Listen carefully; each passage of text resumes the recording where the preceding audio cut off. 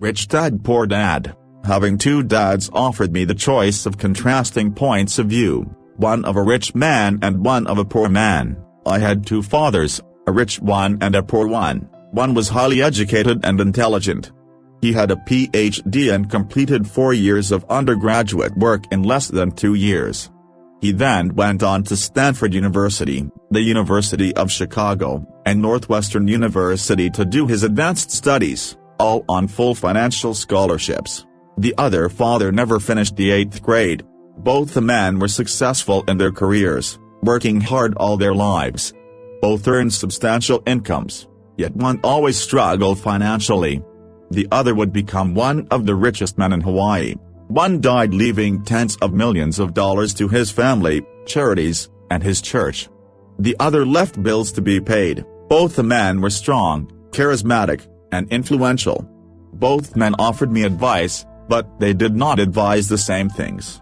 Both the men believed strongly in education but did not recommend the same course of study. If I had had only one dad, I would have had to accept or reject his advice. Having two dads offered me the choice of contrasting points of view, one of a rich man and one of a poor man. Instead of simply accepting or rejecting one or the other, I found myself thinking more, comparing, and then choosing for myself. The problem was that the rich man was not rich yet, and the poor man was not yet poor. Both were just starting out on their careers, and both were struggling with money and families. But they had very different points of view about money. For example, one dad would say, "The love of money is the root of all evil." The other said, "The lack of money is the root of all evil." As a young boy, having two strong fathers both influencing me was difficult. I wanted to be a good son and listen, but the two fathers did not say the same things. The contrast in their points of view, particularly about money, was so extreme that I grew curious and intrigued. I began to start thinking for long periods of time about what each was saying. Much of my private time was spent reflecting, asking myself questions such as, "Why does he say that?" And then asking the same question of the other dad's statement. It would have been much easier to simply say, "Yeah, he's right. I agree with that." Or to simply reject the point of view by saying, "The old man doesn't know what he's talking about." Instead, having two dads whom I loved forced me to think and ultimately choose a way of thinking for myself. As a process, choosing for myself turned out to be much more valuable in the long run than simply accepting or rejecting a single point of view. One of the reasons the rich get richer, the poor get poorer, and the middle class struggles in debt is that the subject of money is taught at home, not in school. Most of us learn about money from our parents. So what can poor parents tell their child about money? They simply say, "Stay in school and study hard." The child may graduate with excellent grades, but with the poor person's financial programming and mindset. Sadly, money is not taught in schools. Schools focus on scholastic and professional skills, but not on financial skills. This explains how smart bankers, doctors, and accountants who earned excellent grades may struggle financially all of their lives. Our staggering national debt is due in large part to highly educated politicians and government officials making financial decisions with little or no training in the subject of money. Today I often wonder what will soon happen when we have millions of people who need financial and medical assistance. They will be dependent upon their families or the government for financial support. What will happen when Medicare and Social Security run out of money? How will a nation survive if teaching children about money continues to be left to parents, most of whom will be, or already are, poor? Because I had two influential fathers, I learned from both of them. I had to think about each dad's advice, and in doing so, I gained valuable insight into the power and effect of one's thoughts on one's life. For example, one dad had a habit of saying, "I can't afford it." The other dad forbade those words to be used. He insisted I ask, "How can I afford it?" One is a statement, and the other is a question. One lets you off the hook, and the other forces you to think. My soon-to-be rich dad would explain that by automatically saying the words "I can't afford it," your brain stops working. By asking the question, how can I afford it? Your brain is put to work. He did not mean that you should buy everything you want. He was fanatical about exercising your mind, the most powerful computer in the world. He'd say, my brain gets stronger every day because I exercise it. The stronger it gets, the more money I can make. He believed that automatically saying I can't afford it was a sign of mental laziness. Although both dads worked hard, I noticed that one dad had a habit of putting his brain to sleep when it came to finances, and the other had a habit of exercising his brain. The long-term result was that one dad grew stronger financially, and the other grew weaker. It is not much different from a person who goes to the gym to exercise on a regular basis versus someone who sits on the couch watching television. Proper physical exercise increases your chances for health, and proper mental exercise increases your chances for wealth. My two dads had opposing attitudes, and that affected the way they thought. One dad thought that the rich should pay more in taxes to take care of those less fortunate. The other said, taxes punish those who produce and reward those who don't produce. One dad recommended, study hard so you can find a good company to work for.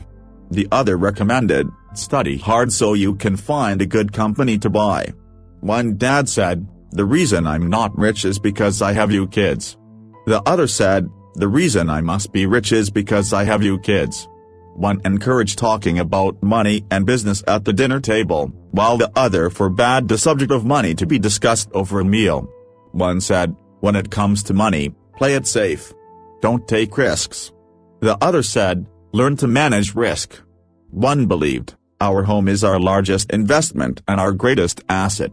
The other believed, my house is a liability, and if your house is your largest investment, you're in trouble. Both dads paid their bills on time, yet one paid his bills first while the other paid his bills last. One dad believed in a company or the government taking care of you and your needs. He was always concerned about pay raises, retirement plans, medical benefits, sick leave, vacation days, and other perks. He was impressed with two of his uncles who joined the military and earned a retirement and entitlement package for life after 20 years of active service. He loved the idea of medical benefits and PX privileges the military provided its retirees. He also loved the tenure system available through the university. The idea of job protection for life and job benefits seemed more important, at times, than the job. He would often say, I've worked hard for the government, and I'm entitled to these benefits.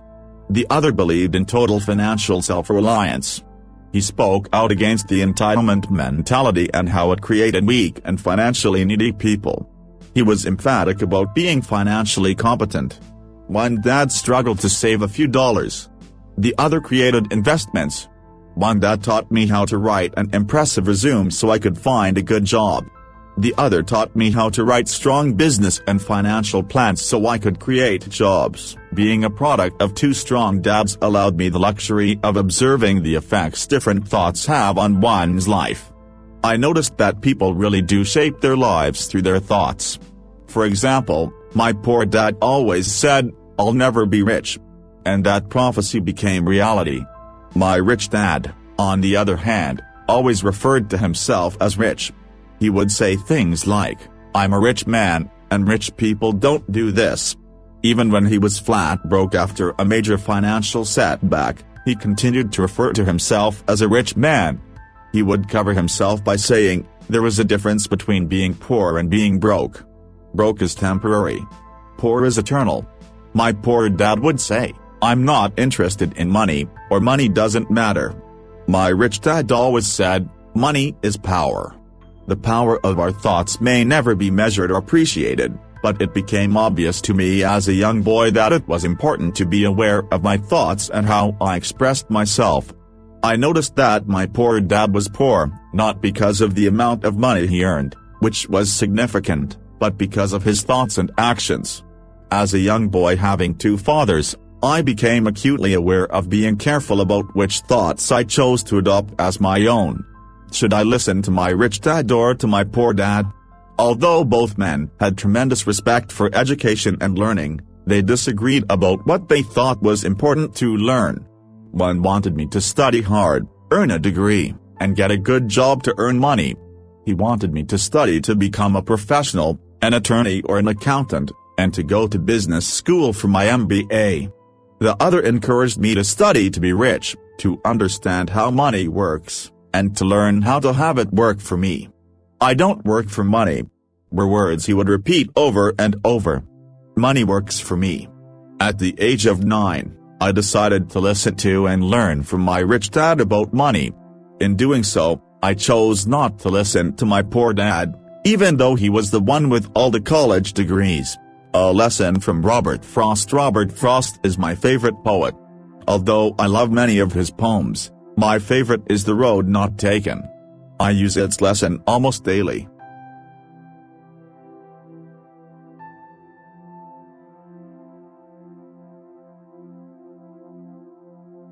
Over the years, I have often reflected upon Robert Frost's poem. Choosing not to listen to my highly educated dad's advice and attitude about money was a painful decision, but it was a decision that shaped the rest of my life. Once I made up my mind about whom to listen to, my education about money began. My rich dad taught me over a period of 30 years until I was 39 years old. He stopped once he realized that I knew and fully understood what he had been trying to drum into my often thick skull. Money is one form of power. But what is more powerful is financial education. Money comes and goes, but if you have the education about how money works, you gain power over it and can begin building wealth. The reason positive thinking alone does not work is because most people went to school and never learned how money works, so they spend their lives working for money. Because I was only 9 years old when I started, the lessons my rich dad taught me were simple. And when it was all said and done, there were only 6 main lessons, repeated over 30 years. This book is about those 6 lessons, put as simply as possible, just as simply as my rich dad put forth those lessons to me. The lessons are meant not to be answers, but guideposts that will assist you and your children to grow wealthier no matter what happens in a world of increasing change and uncertainty.